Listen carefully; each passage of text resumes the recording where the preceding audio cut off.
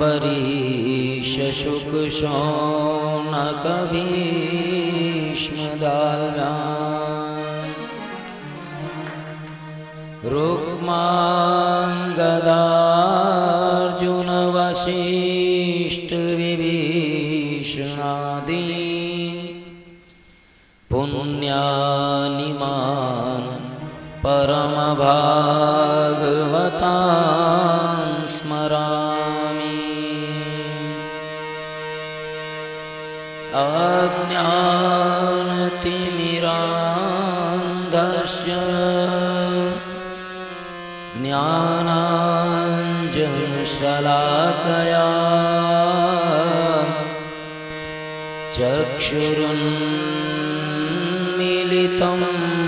येन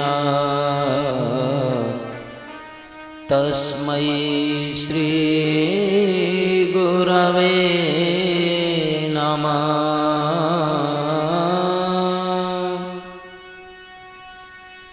नारायणं नमस्कृत्य नरं चैव नरोत्तमं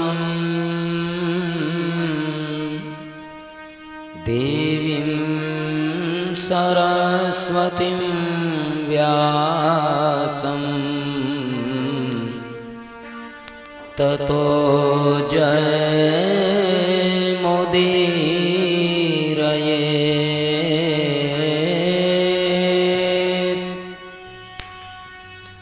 मूकं करोति वाचालं पंगुं लंघयते गिरिं यत्कृपातमहं वन्दे परमानन्दमाधवम्।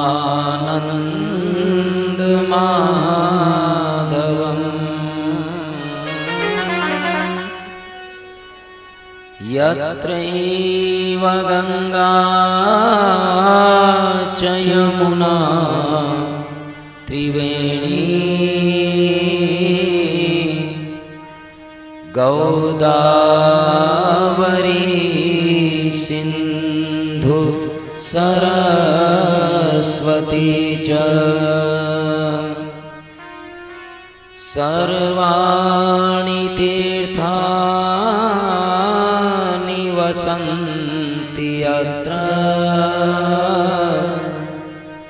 तत्रार्चितो धारकथा प्रसंग।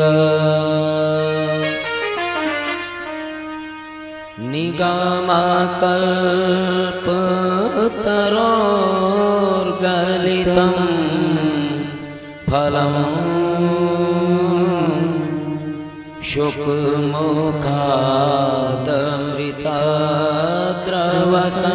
शुक्मुखादमृतद्रवसंयुतम् पिबतु भागवतं रसमालयम् मुहुर्हो रसिका भुवि भावुका।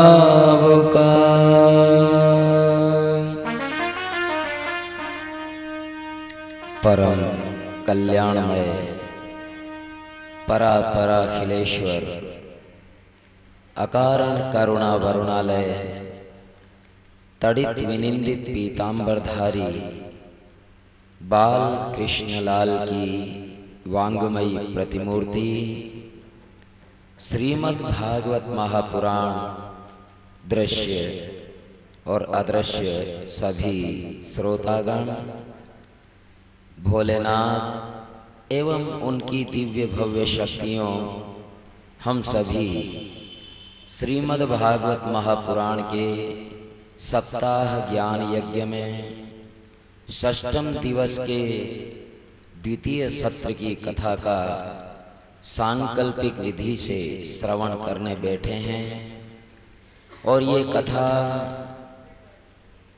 हमें ज्ञान, भक्ति और वैराग्य के संगम में डुबकी लगाने का सौभाग्य दे, अर्थात प्रभु के चरणारविंदों को प्राप्त कराने में हमें सफलता दें।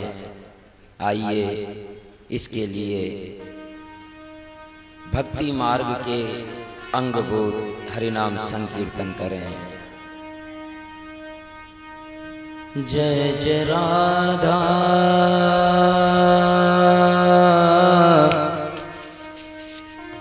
जय जय राधा रमण गिरिधारी गिरिधारी श्याम बनवारी। जय जय राधा रमण गिरधारी गिरधारी श्याम बनवारी। जय जय राधा रमण गिरिधारी गिरिधारी श्याम बनवारी। जय जय राधा रमण गिरधारी गिरधारी श्याम बनवारी। जय जय राधा रमण गिरिधारी गिरिधारी श्याम बनवारी। जय जय राधा रमण गिरधारी गिरधारी श्याम बनवारी। जय जय राधा रमण गिरिधारी जय जय राधा रमण गिरधारी जय जय राधा रमण गिरिधारी। जय जय राधा जय जय राधा जय जय राधा रमण गिरिधारी गिरिधारी श्याम बनवारी। रुखाना गुलाब को फूल किशोरी मेरी कुसुम कली। मेरो राधा गुलाब को फूल किशोरी मेरी कुसुम कली। राधा रमण गिरिधारी गिरिधारी श्याम बनवारी। जय जय राधा रमण गिरधारी गिरधारी श्याम बनवारी। प्रेम से कहिए श्री राधे, बोलिए वृंदावन बिहारी लाल की।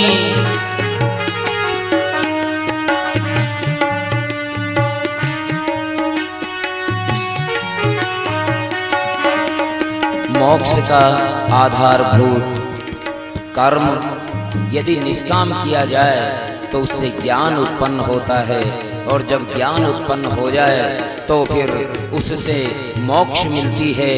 और यदि ज्ञान यदि मिल गया, यदि भगवान के चरणारविंद मिल गए तो फिर ऐसा हो जाता है, व्यक्ति आनंद में ऐसा मगन हो जाता है कि लोग उसे पागल समझते हैं, लेकिन वास्तव में भगत पागल नहीं होता।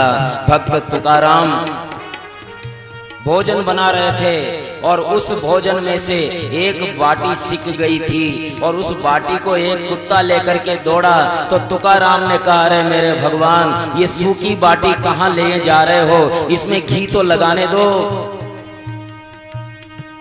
लोग तुकाराम को पागल समझते थे, लेकिन पागल तो वो थे जो उन्हें पागल समझते थे। वो तो एक अलग ही मस्ती में है। वो मस्ती आइए हम भी महसूस करें। मुझे मेरी मस्ती कहाँ लेके आई, मुझे मेरी मस्ती कहाँ लेके आई। हाँ, मुझे मेरी मस्ती कहाँ लेके आई, मुझे मेरी मस्ती कहाँ लेके आई। ये ऐसी मस्ती है जिसको कोई वर्णन नहीं कर सकता।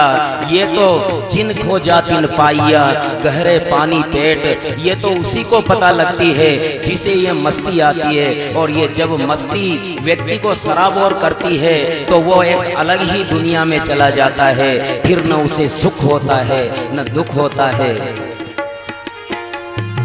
न सुख है न दुख है, शोक है ना कुछ भी, न सुख है न दुख है, शोक है न कुछ भी, मस्ती है मस्ती। जय हो।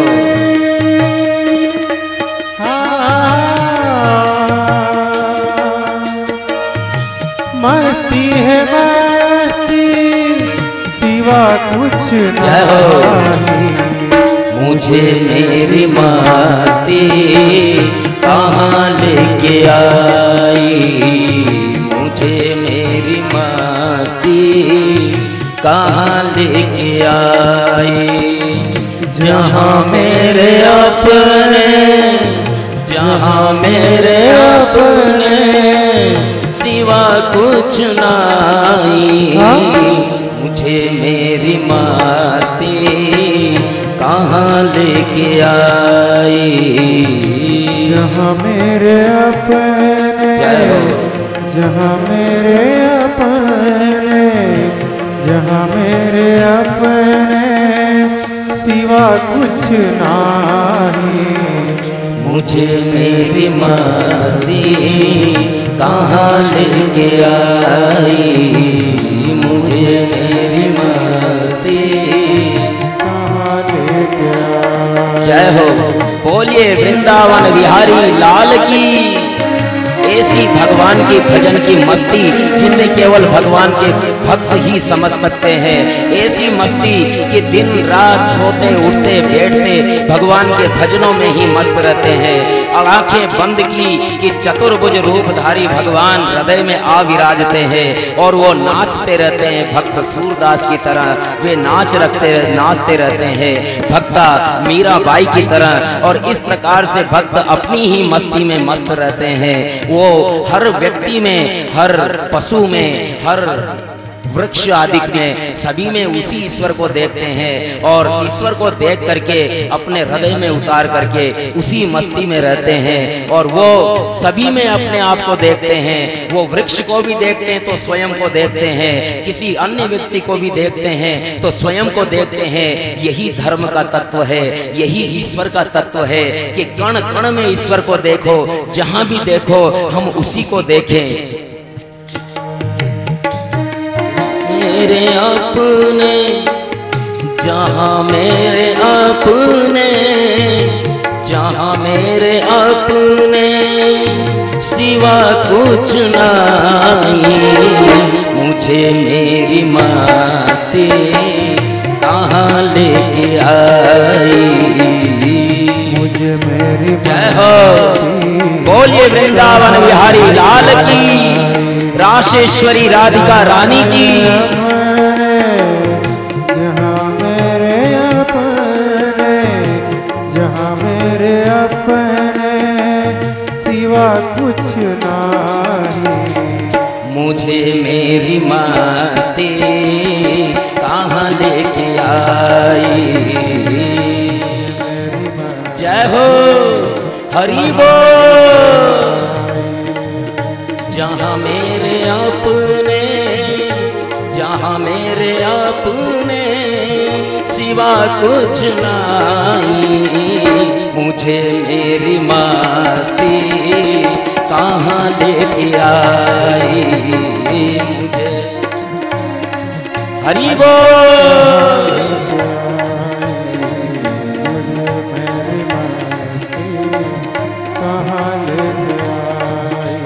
राधारमण गिरिधारी, गिरिधारी श्याम बनवारी। राधारमण हरि बोल।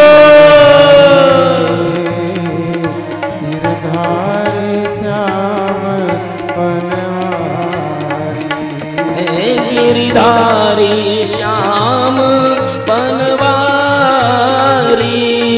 गिरिधारी श्याम बनवारी। गिरधारी श्याम बनवारी, गिरिधारी श्याम बनवारी।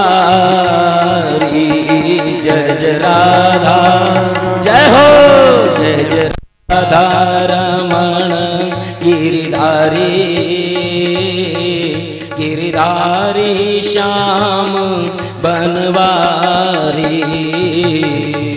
राधा रमण गिरधारी,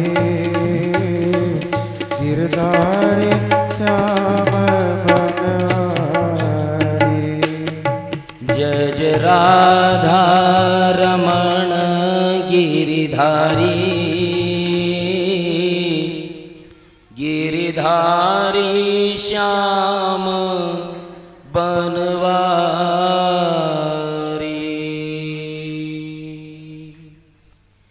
बोलिए गजानन गणेश जी महाराज की, श्री सरस्वती मात की, श्री लक्ष्मी नारायण भगवान की, श्री उमा महेश्वर भगवान की, श्री वाणी हिरण्यगर्भ भगवान की, श्री राघवेंद्र सरकार की, श्री वृंदावन विहारी लाल की, जमुना मैया की, राशेश्वरी राधिका रानी की, श्री हनुमान जी महाराज की, श्री जगदम्बे मात की, श्री सद्गुरुदेव महाराज की। जय जय श्री राधे श्याम श्याम श्याम।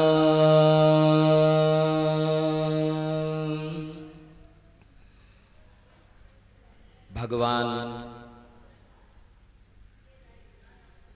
सभी विद्याओं के आश्रय स्थल थे। सभी विद्याएं उन्हें सहज में ही प्राप्त थी, किंतु फिर भी लोक शिक्षा के लिए भगवान गुरुकुल जाते हैं और गुरुकुल में साधारण बटुक की तरह पढ़ाई करते हैं और गुरु दक्षिणा में गुरु जी के पुत्र को ला करके देते हैं। ऐसी गुरु दक्षिणा न तो आज तक किसी बटुक ने दी होगी और न किसी गुरु ने पाई होगी। ऐसी दक्षिणा देकर के भगवान अपने स्थान पर आते हैं। सुखदेव जी महाराज कहते हैं, वृष्णीनां प्रवरो मंत्री कृष्णस्य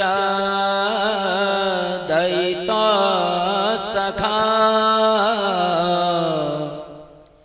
शिष्यो बृहस्पते साक्षात् उद्धव बुद्धिसात्तमा।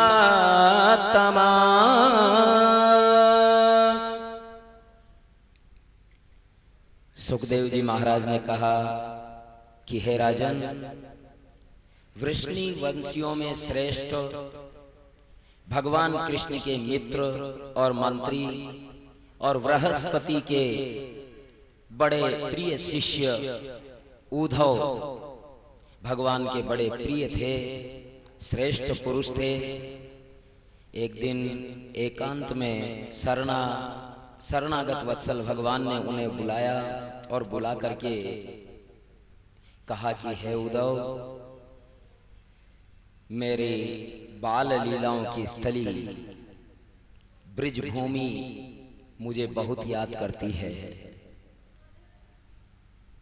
नंद बाबा और यशोदा का तो मैं जीवन था, जीवन धन था। अब वो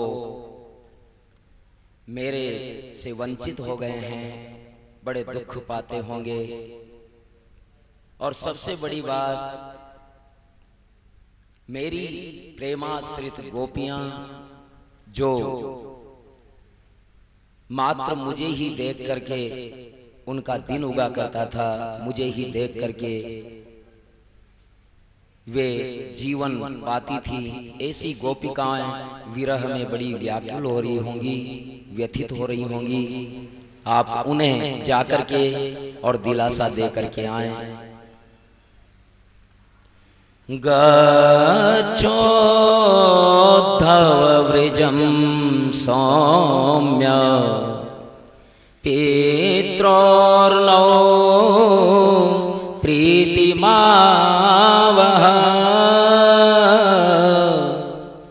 गोपीनां मद्वियोगाधि मात्संदेशेर्विमोचया।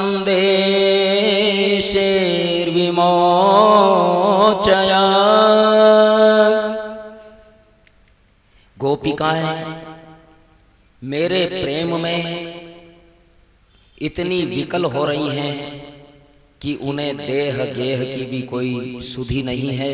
हे उद्धव, तुम ज्ञानी हो और ज्ञान से उनके इस प्रेम के पास को काटना।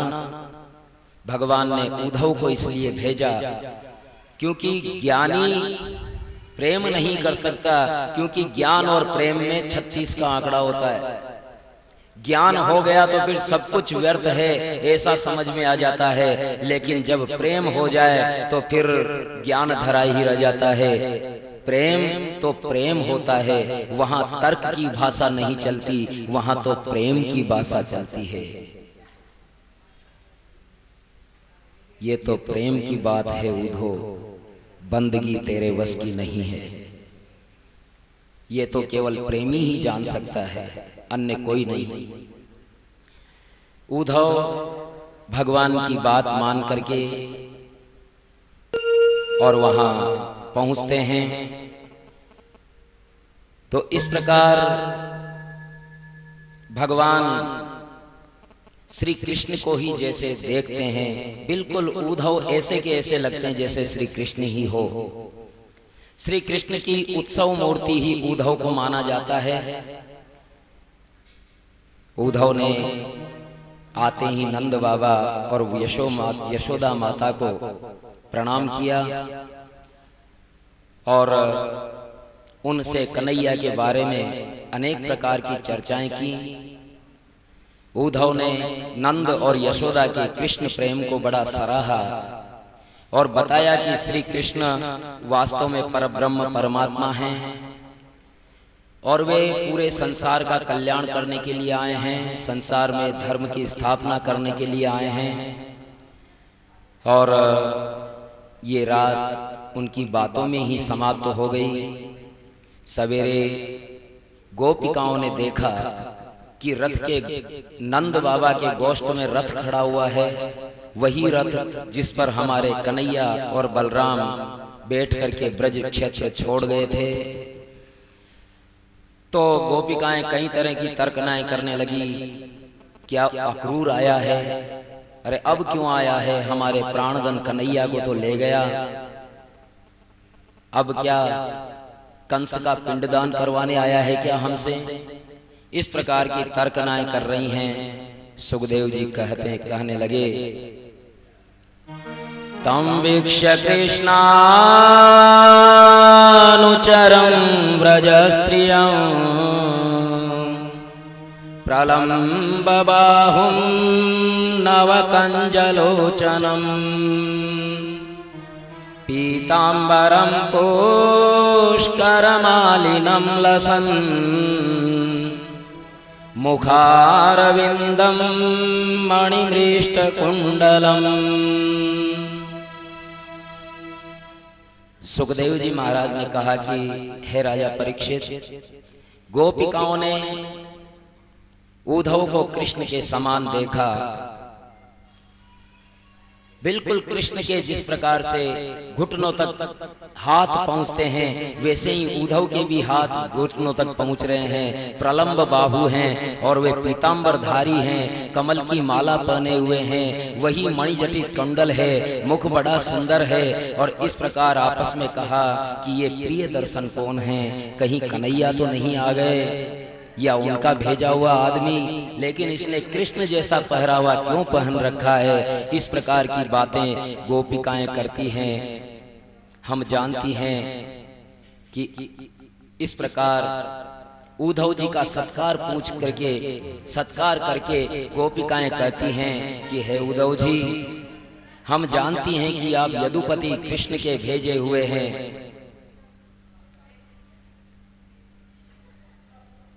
आप कृष्ण के द्वारा भेजे हुए हैं, इसलिए आप उनका संदेश लेने आए हैं। उन्होंने माता पिता को सुखी करने के लिए ही आपको भेजा होगा। हम तो गोपियां हैं, हमारी तो उन्हें याद भी नहीं आती होंगी। केवल नंद यशोदा से अवश्य वो प्रेम करते हैं, अन्यथा इस जानवरों के ठिकाने ब्रजभूमि में क्या धरा है। ये भी सच है कि अपने परिजनों के स्नेह बंधन से मुनियों को भी बंधन नहीं छूटता, फिर कृष्ण का बंधन कैसे छूटे।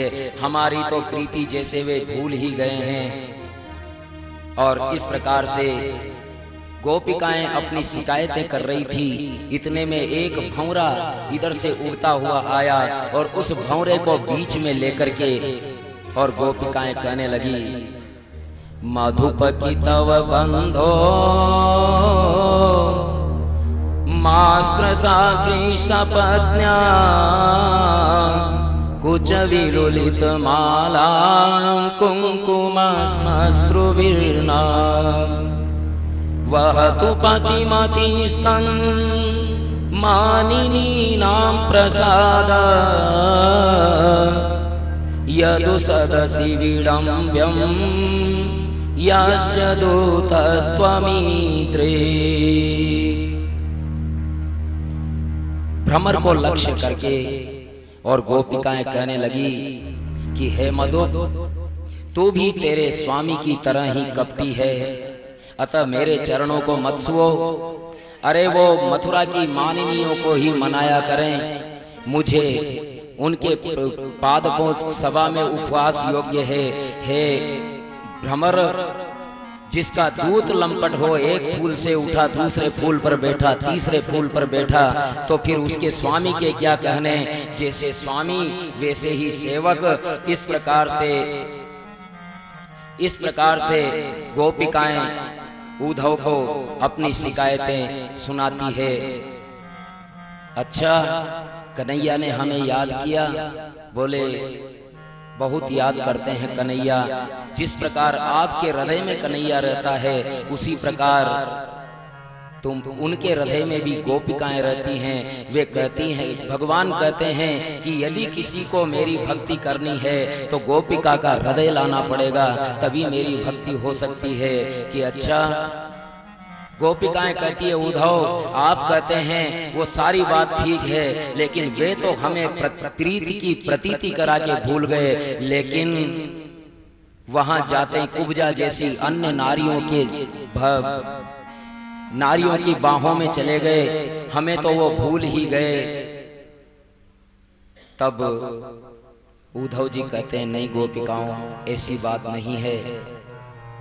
भगवान कहते हैं कि हे गोपिकाओं, तुम्हारे बिना ये श्याम भी अधूरा है, किंतु कुछ बिछोड़ा होता है, कुछ बिछो होता है, तो उससे प्रेम का पता लगता है कि प्रेम कितना गहरा है।